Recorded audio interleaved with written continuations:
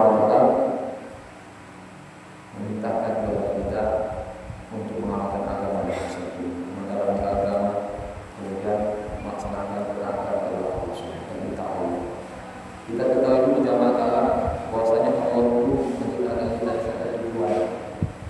Tujuan Allah ciptakan kita bukan untuk harta, untuk sholat, nah itu hanya sebagai perangkat yang mencari tujuan. Tujuan Allah inginkan kita ciptakan Allah dalam Al-Quran.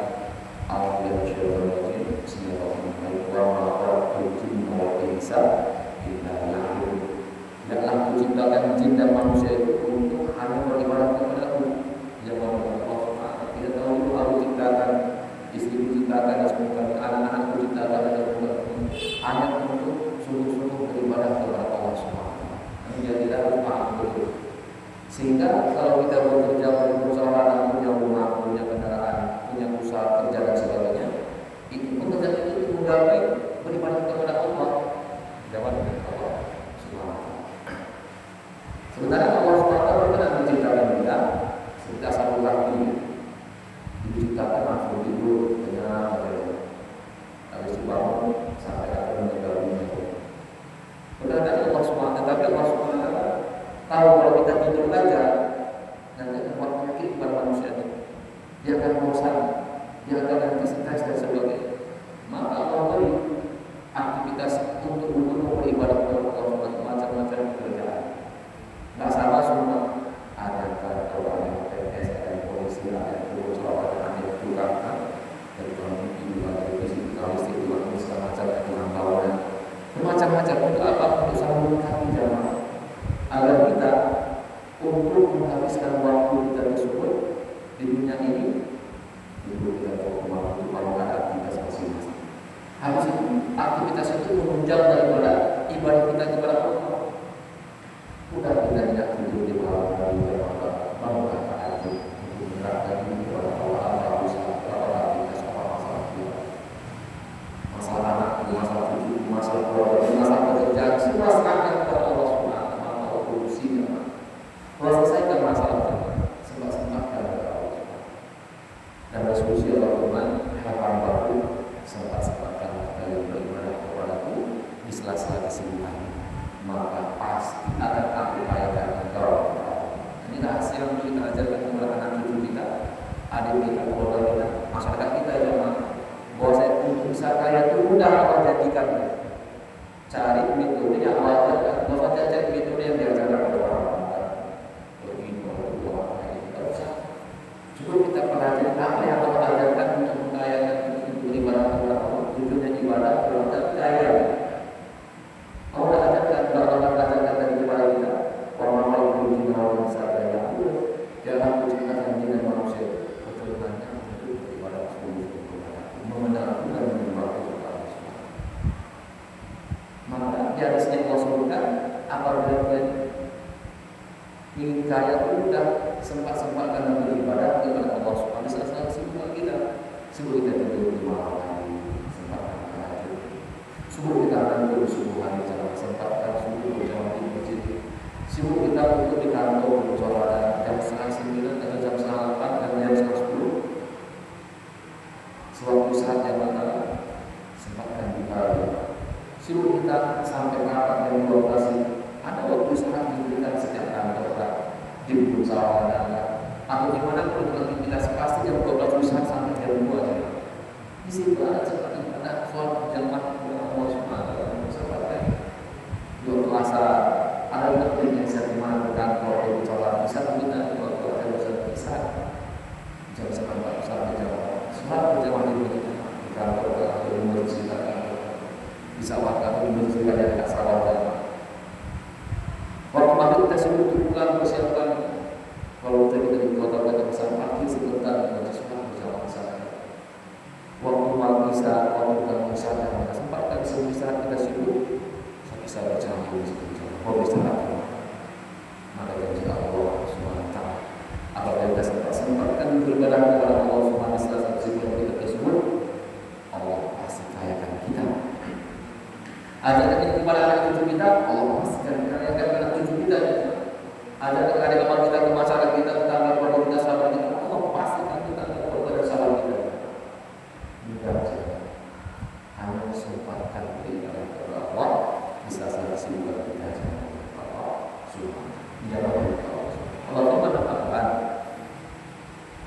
Man 'amila sholihan min dzakari wa unsa wa huwa mu'minun falyahmadillah.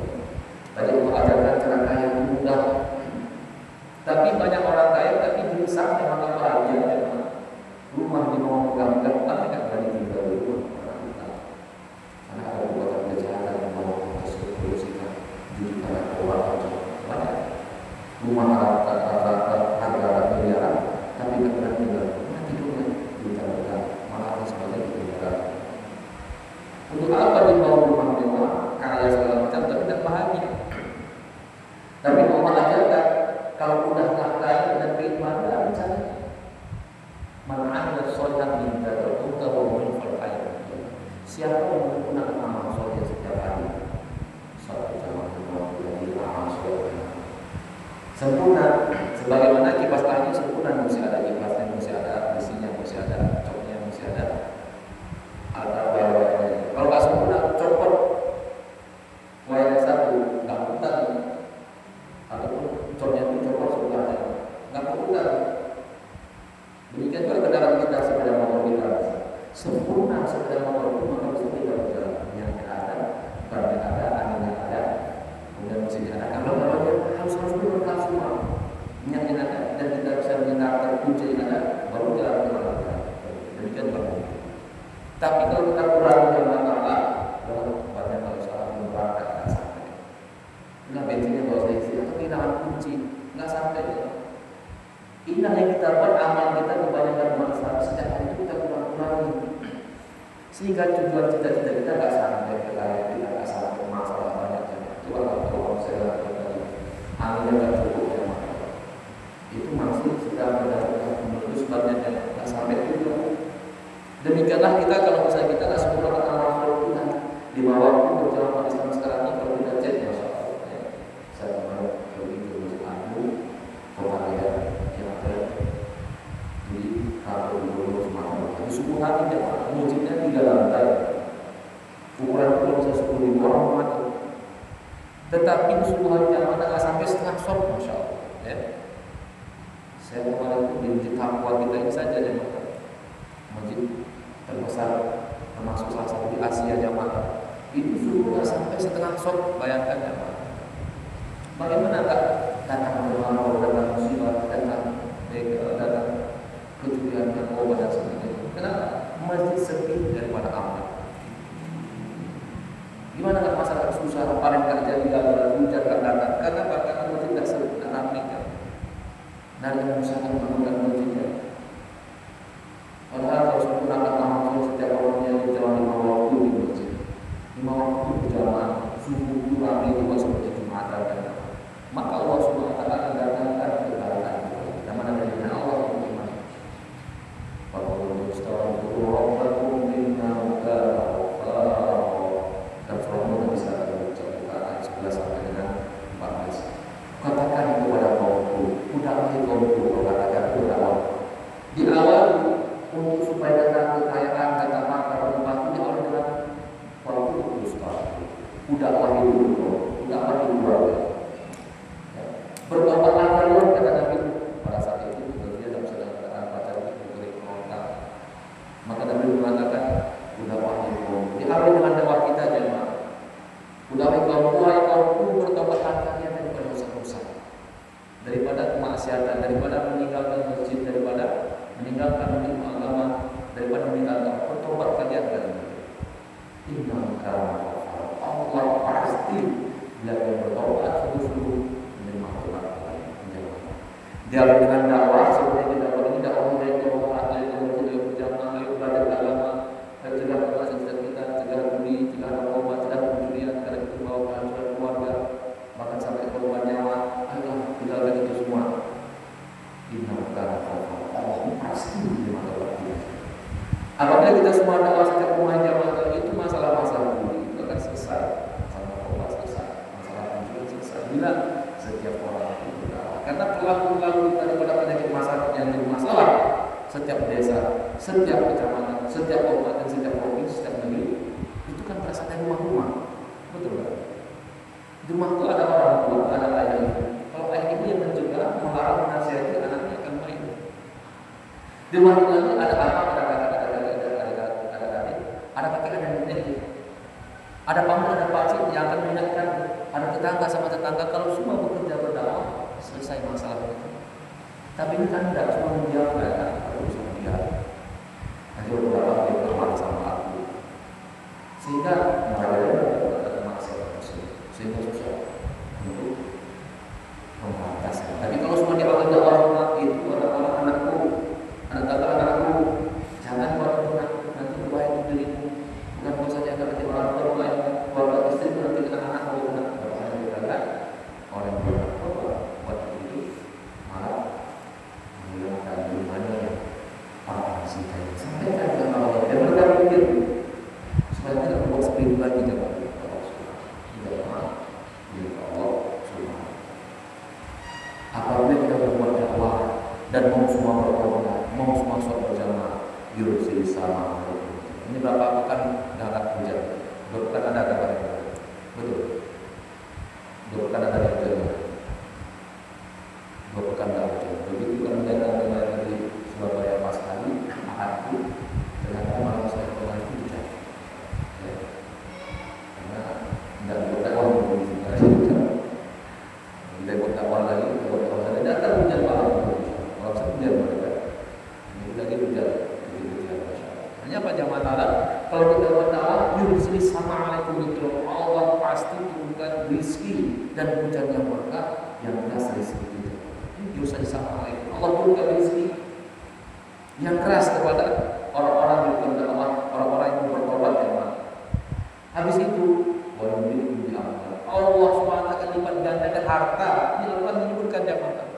Dengan dakwah, dengan bertobat sama-sama, memampukan bersama-sama, mengaji sama-sama, mencegah kemaksiatan sama-sama, Allah SWT akan lipat gandakan harta kita.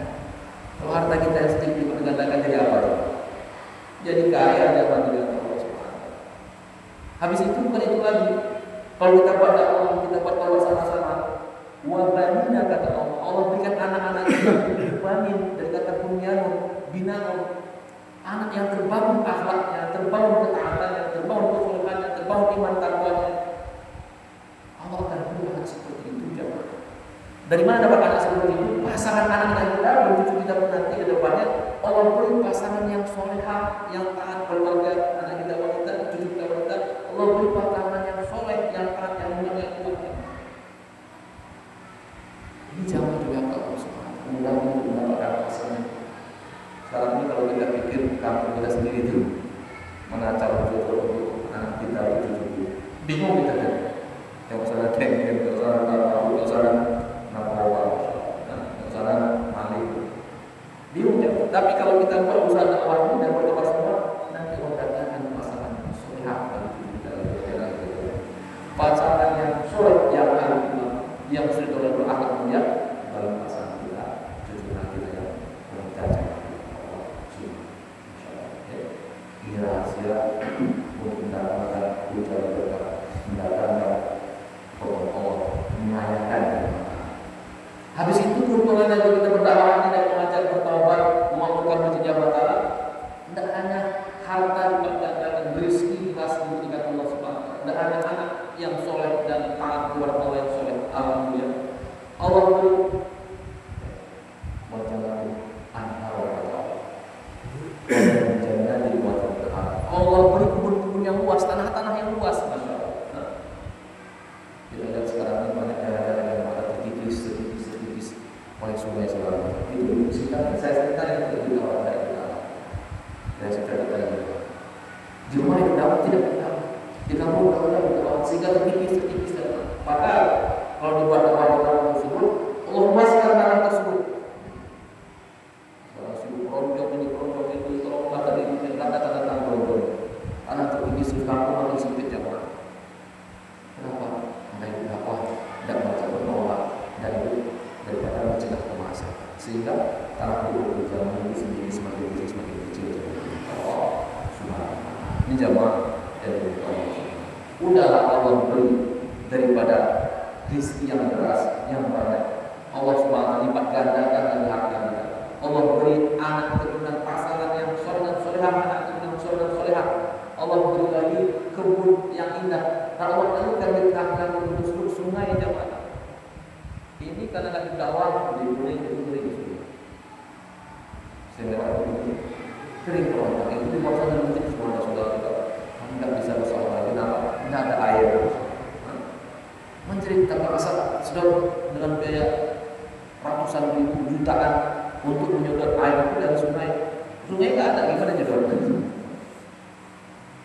Ini jawab Allah. Semua permasalahan-permasalahan kita itu Allah janji apabila kita sempurnakan amal soleh kita, man amila sholihan min dzikri kita, siapa yang menggunakan amal soleh setiap hari seperti kipas angin sempurna dia bakal dia hidup. Sepeda motor kita sempurna lengkap maka bisa berjalan. Mobil pun sempurna semua maka bisa kita kendali sampai ke medan sampai kita ke Jakarta sampai ke mana. Pesawat pun sempurna dia nggak kurang dari apapun bobnya, minyaknya mesinnya segala macam maka kita sampai ke mana kita ke Mekah Madinah. Rumah kita ini memiliki sempurna sengnya, sempurna semennya, sempurna betonnya, sempurna daripada bata-batanya. Jadi rumah maka bisa kita tinggal. Kalau kita seperti sekarang ini, sholat tidak berjamaah di masjid, sama dengan tiang rumah kita copot ini.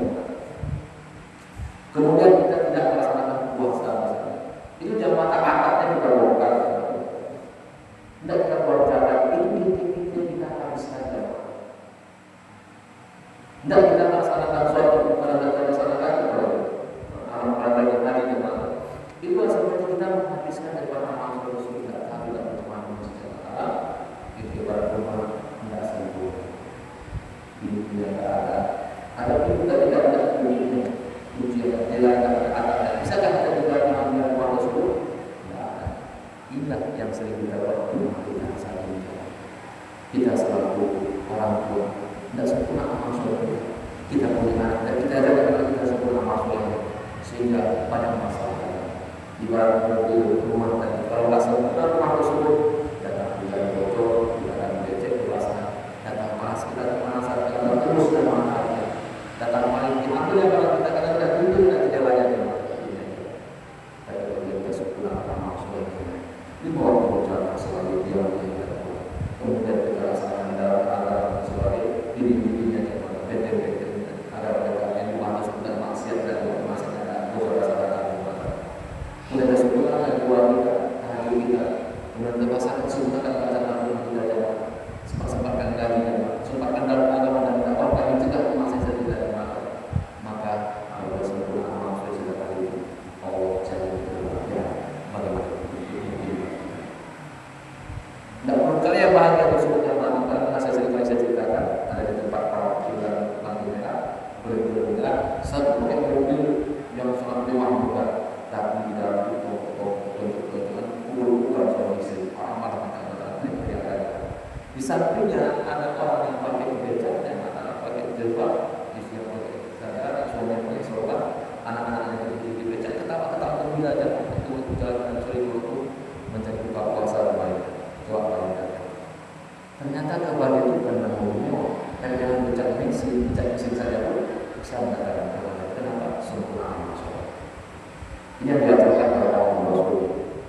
Kalau kaya susah kita menggunakan kalau jabatan tinggi habiskan waktu habiskan tenaga yang sangat besar tapi kalau menggunakan amal soleh siapapun bisa anak kecil bisa orang remaja bisa pemuda bisa orang tua bisa mahasiswa bisa kakek nenek bisa siapapun bisa untuk menggunakan amal soleh. Tapi kalau misalnya itu kaya dengan kita miskin tidak akan bisa kalau misalnya kaya itu kalau misalnya bahagia itu pada jabatan tinggi ya jabatan akan selesai tapi kan tidak jabatan bukan punya jabatan tidak menentukan kenapa bahagia itu ada jabatan insya Allah jamaah dengan Allah Subhanahu Wa Taala Allah Subhanahu Wa Taala tidak menciptakan usaha keluarga tidak saja menyusahkan kita dan harus ini harus berjuang berbahagia kalau kau pegawai kau PNS kau polisi kan bahagia ini adalah ajaran yang sesat yang menunjukkan Allah Subhanahu. Ajar kepada kita sempurnakan amal agamamu, sempurnakan ilmu agamamu, datang semua kebaikan. Sebagaimana Nabi Sulaiman ditawarkan oleh Jibril. Jibril mengatakan, wahai Nabi Sulaiman, Allah berusaha kepada berusaha kepada Jibril. Apa urusan Allah yang menyampaikan untuk kamu ini 3 hal. Yang pertama, Allah memilih kepada seluruh kedudukan dunia itu kepada kau belajar dunia Yang kedua, seluruh harta dunia itu dulu padamu. Harta yang dunia ini semua dulu buat apa? Emas berjuta-juta dolar, uang berjuta-juta, berjuta-juta. Atau yang ketiga apa malaikat Jibril kata Nabi semua. Atau kau dapat kedudukan dunia dan dapat kedudukan dapat harta dunia, tapi kau hanya mendapatkan ilmu agama saja. Oh, aku lebih daripada harta dunia, dunia juga tidak ada sebicat isi Allah SWT, tidak ada sebiji jarum dan pada Allah dunia. Dunia ini harus kenal Allah SWT mengatakan kalau Allah kemuliaan daripada dunia dan isinya ini lebih baik daripada sebelah sayapnya nyamuk. Nabi Sulaiman paham ya bahwa saya dunia dan harta juga tadi enggak lebih mulia daripada sebelah sayap nyamuk. Kalau kita aplikasi sebelah sayap nyamuk itu satu contoh, mau apa? Tak mau buat apa?